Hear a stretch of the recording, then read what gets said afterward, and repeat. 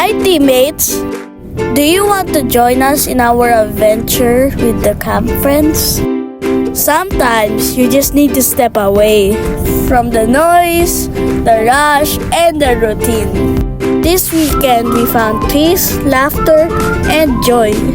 Welcome to our camping journey dito sa Perfecto's campsite. Tara, sama kayo sa camping namin! Teka, sino tong gustong pumalit sa akin bilang narrator? It's me, Mikael.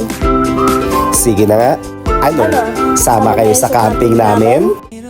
After ng few hours ng biyahe, finally, nandito na kami sa Perfecto's campsite.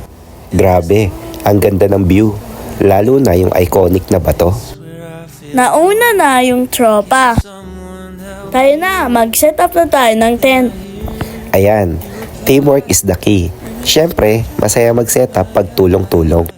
Ikaw maghawak ng hammer, ako naman sa peg. Habang maaga pa, we explore yung iconic rock formation dito. Super ganda, parang nasa ibang bansa. Perfect spot for bonding and pictures. Nature at its best talaga. Simple joys like this, walang cellphone signal, walang distractions, just us, the rocks, the sky, and the moment.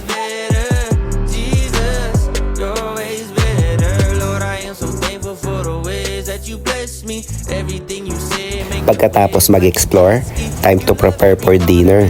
Kanya-kanyang dish, kanya-kanyang luto. Lahat ng food masarap. Mapapa-extra rice ka talaga.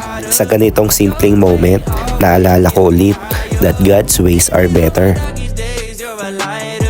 After a hearty breakfast, diretso naman kami sa dagat. Sakto, high tide sa umaga.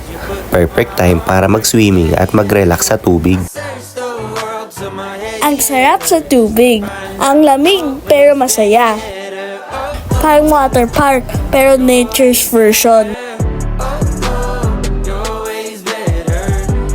Sometimes we all need is a quiet place to breathe, to think, and to just be.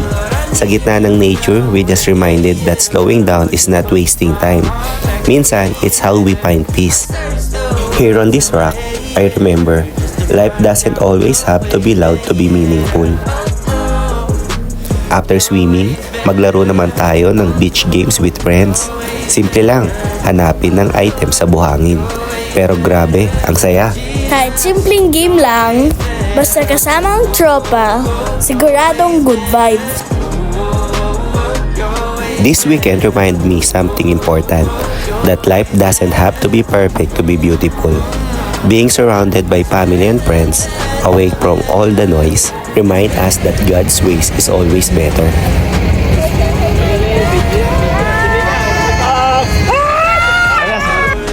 Gusto ko po, ganito lagi. May laro, may kwento. Thank you God for giving me fun and friends and family.